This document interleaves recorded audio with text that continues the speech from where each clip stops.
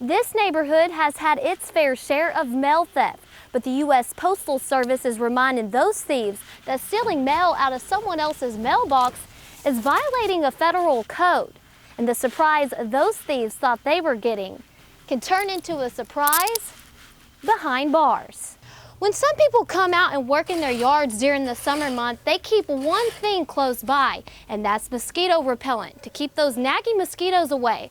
But now some people are saying goodbye to the spray and hello to dryer sheets. Some businesses say a higher minimum wage means a higher payroll, but others, like folks over here at Milo's Coffee, says that might not be such a bad thing when you think of the economic benefits. A retention rate increase, that's a university's hopeful progress. Unfortunately, it's difficult for some students to stay enrolled.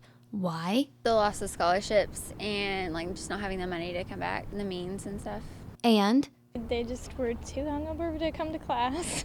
So then they fail everything. Arkansas State uses retention numbers to help gauge their performance. If we know over a series of time that students are graduating at a higher rate than they have in the past years, we know that we're doing something right. We know that the education to our students in terms of how to get through their degree is working well. The university has seen a 3% increase since '05 and yet has seen a decrease. If we notice a downward trend, then we're going to want to change some of the ways that we work with students and help them get them to graduation. The latest data for the retention rate at Arkansas State University has a comparable percentage to its peer universities, and that percentage is 74.5%. Although the university is pleased with the percentage, it's still not gonna cut it, and they are shooting for a 5% increase. If we could hit that 80% mark in the next handful of years, to me that would be optimal. A number of useful tools such as sequencing matters, academic advising, and electronic use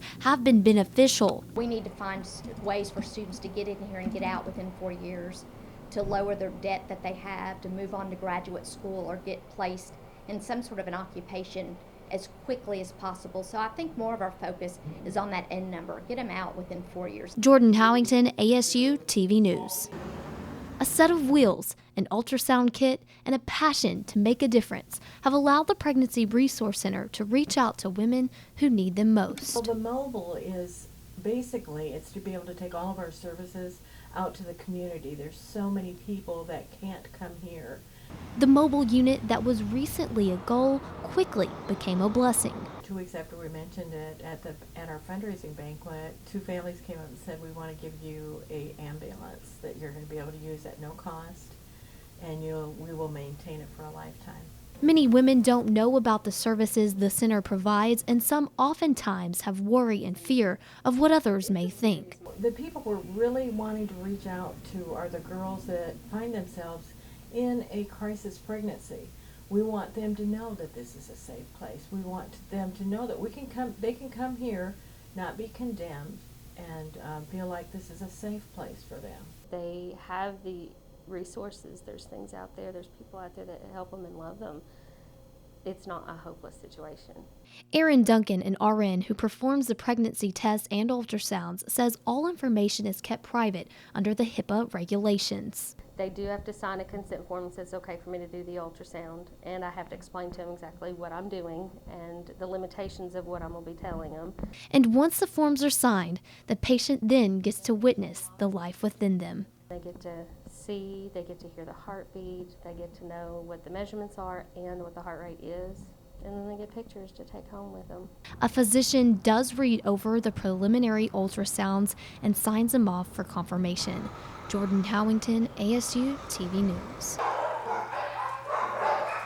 Your dog can look perfectly healthy, and we bring it in, and 8 days later it'll start coughing.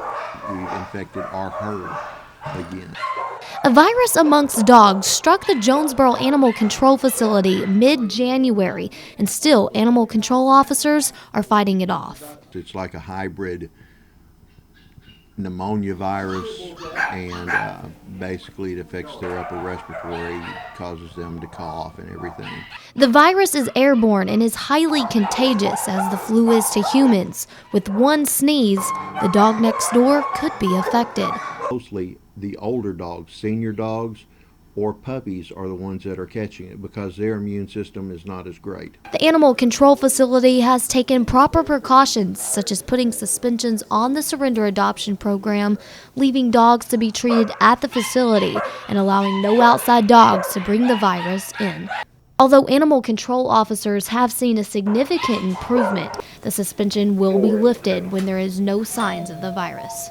The kennels are basically they're washed out and then they're bleached. You know, bleach kills germs good. After the bleach is sprayed on there and applied for 10 minutes and let sit, then we come and we wash that back off with soap and water. Then we turn around and we put a crop cleaner on it. The virus only spreads through dogs as well as dogs at home. If left untreated, it can be deadly. Jordan Howington, ASU TV News.